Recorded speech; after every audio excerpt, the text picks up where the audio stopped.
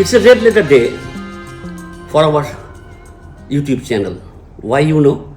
Because we are going to start the day with no other than Gregory Stephen Chappell. Greg Chappell, our respected, and what should I say?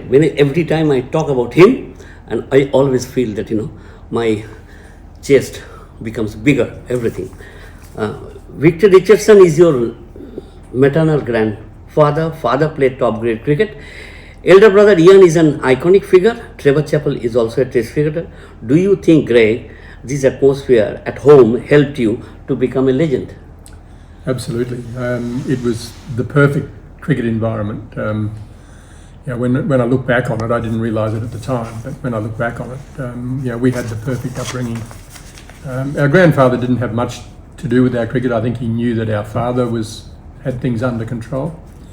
And our father played, as you said, first grade cricket in Adelaide for many years and in Melbourne during the war. Was in the state squad for a number of years, was a very good observer of the game. Sadly, he'd passed away before I started coaching. I would love to have sat down with him and talked to him about what he understood, because he must have understood a lot, because he got so much right. He couldn't have got it right by accident. So he knew what he was doing.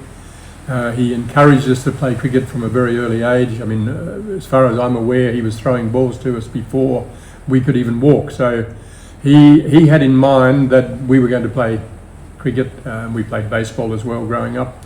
We played Australian rules football. He made sure that certainly I did gymnastics as a young boy because of the movement and just body awareness and so on. So he was very, very smart. He had a master plan that Trevor was going to open the batting, Ian was going to bat number 3, and I was going to bat number 4. Well, that happened. So he must have done something right. Yeah. But having an older brother, as a guide, as someone who put out the flagstones that I followed to play cricket was also important. As was the cricket we played in the backyard. I mean, they were real test matches in our mind. Yeah. They were real test matches. We were making decisions in real time. One of the things that I see with cricket coaching is that it's all about the physical part of the game, but the mental part of the game is the most important.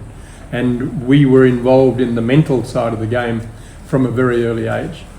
And the other thing that I know is that the best players, many of whom I've met, from Sir Donald Bradman onwards, they've all got a great imagination.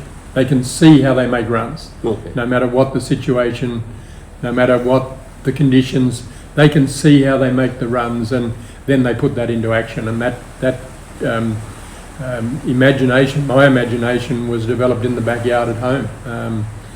Not only playing against my brothers at different times, because we're all quite separate of age, but in between times, the hours that I spent on my own, throwing the ball against the wall and playing test matches again in my mind, that imagination became very important as a player.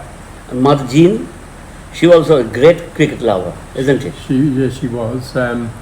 We had a match referee long before cricket had match referees, because I worked out, being 5 years younger than Ian, if things weren't going well, if I made enough noise, Mum would come outside and find out what was happening. And she'd say to Ian, "What's the problem?" And said that, "Well, the little so-and-so won't go out." And she'd say to me, "Why won't you go out?" And I said, "I didn't hit it."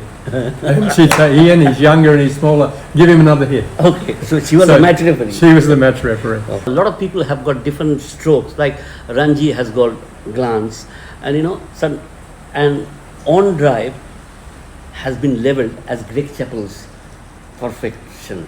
How could you attain that? Well, I think I was very small as a youngster. I found it hard to generate pace on the offside, so I spent a lot of time scoring runs on the leg side. But in our backyard, we had fruit trees down the left-hand side, the leg side of our practice wicket, and we weren't allowed to damage the trees. Okay. And there was a gap between the stumps at the bowler's end and the start of the fruit trees. Okay. So that was one area I could score. Okay. The other area was just backward of square leg between the fruit trees and the almond trees. Okay. So I developed a shot off my hips that went into that gap. Okay. So they were the two shots. But the key to the on drive, I mean, I don't know what why people find it so difficult. The art to playing the on drive is to make sure you keep the ball on the offside of your front leg. If you do that, you've always got access to the ball. But if you get the leg to the line of the ball, then the bat can't get to the ball. You've got to go around the leg.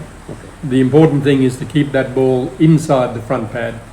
Then you've got perfect access to it. And your head will be? And the head will go to the line. Okay. But if you take the leg to the line, the head goes to the offside, you're off balance. Okay. But if you can take the head to the line, then you're always on balance and able to play the shot. People were talking about Vivian Ditcher, Javed Miadat, Martin Crowe, Sunil Gavaskar and yourself. Tell us some good qualities about them. They were all very good players and they all made a lot of runs, I think that, and they made runs everywhere. They made runs against spin bowling, fast bowling, low wickets, bouncy wickets. And I think that's the key to being a good player, is to be able to make runs against all types of bowlers in all conditions. And you know, the names that you mentioned there are all great players in that era. And they made runs all around the world and against all types of bowling. You know, to be listed amongst that number is a great honour for me.